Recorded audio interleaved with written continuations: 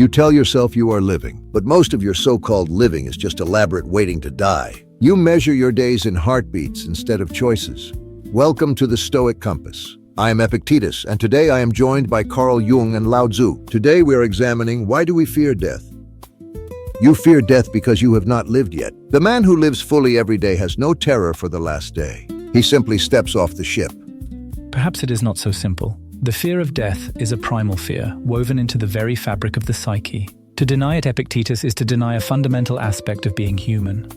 You both assume death is something to be feared or overcome. But what if it is simply the other side of the same coin? Can you truly understand life without understanding death? Understanding is not the point. Action is the point. Prepare yourself now. Practice dying now. Accept what you cannot control. Then you will have no reason to fear what is inevitable.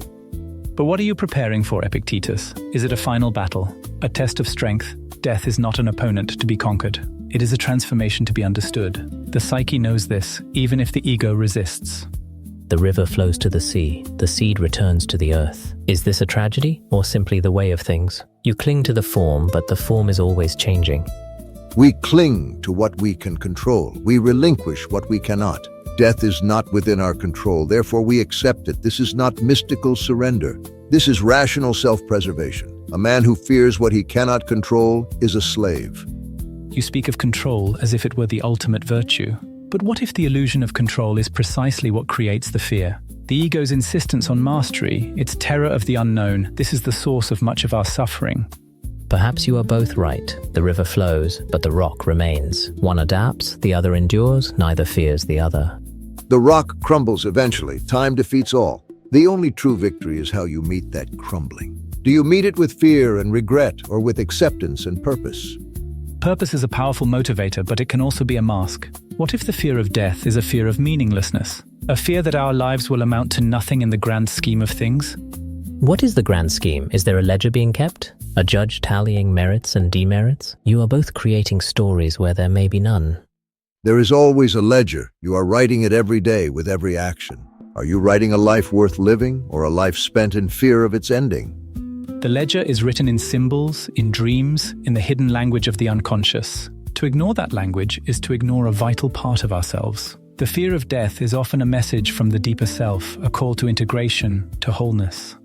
Perhaps the message is simply, now, this moment. Are you truly here, or are you lost in thoughts of past and future? Now is all we have, and what do you do with it? Waste it on fear, or spend it on action? Action without understanding is blind. Understanding without action is impotent. We must find a balance between the two. The fear of death can be a catalyst for both.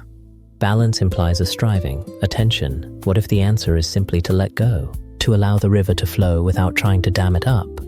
Letting go does not mean giving up. It means accepting what is and focusing on what can be. You cannot control death, but you can control how you live. But what drives that control? Is it a genuine desire for meaning, or a desperate attempt to avoid the abyss? The shadow self often whispers its darkest fears at the prospect of oblivion. You both seem to be wrestling with ghosts. The flower blooms, then fades. The sun rises, then sets. Is this a cause for despair, or a cause for wonder? Wonder is a luxury for those who have nothing to fear. The rest of us must prepare. We must steel ourselves against the inevitable. And what if that very steeling creates the fear you're trying to avoid? What if the rigid ego clinging to control is precisely what makes death so terrifying?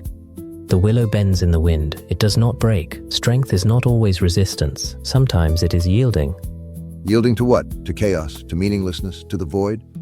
To the natural order, to the cycles of life and death, to the understanding that we are all part of something larger than ourselves.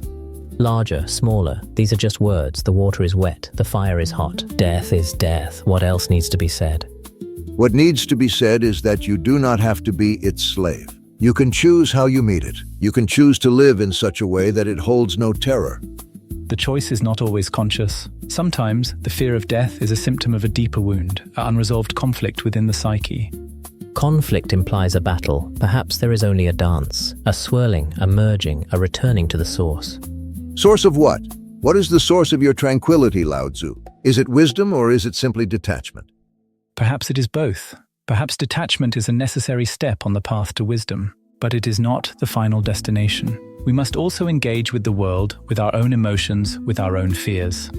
Engagement implies effort, and effort implies resistance. What if the path is not a struggle, but a surrender? Surrender is for cowards. We fight, we endure, we overcome. And what if the greatest victory is not to overcome death, but to accept it as a natural part of life, to integrate it into our understanding of ourselves? The pot is useful because of its emptiness. The room is useful because of its space. Death is useful because it gives meaning to life. All of this argument, and we have not said the one true thing yet.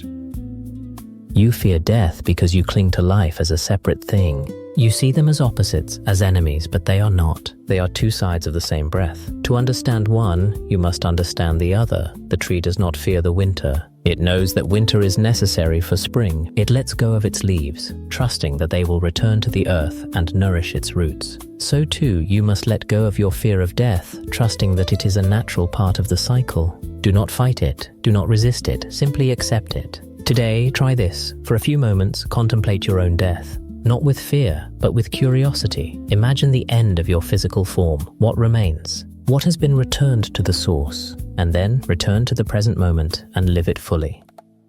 You will die. That is a certainty. The only question is whether you will die as a free person or as a slave to your fear. The choice is yours, and yours alone. Make it wisely. If today's conversation has served you, take it further. Pay Attention by C. Tribune. 12 Lessons in the Practice of Seeing Clearly. Available now on Amazon.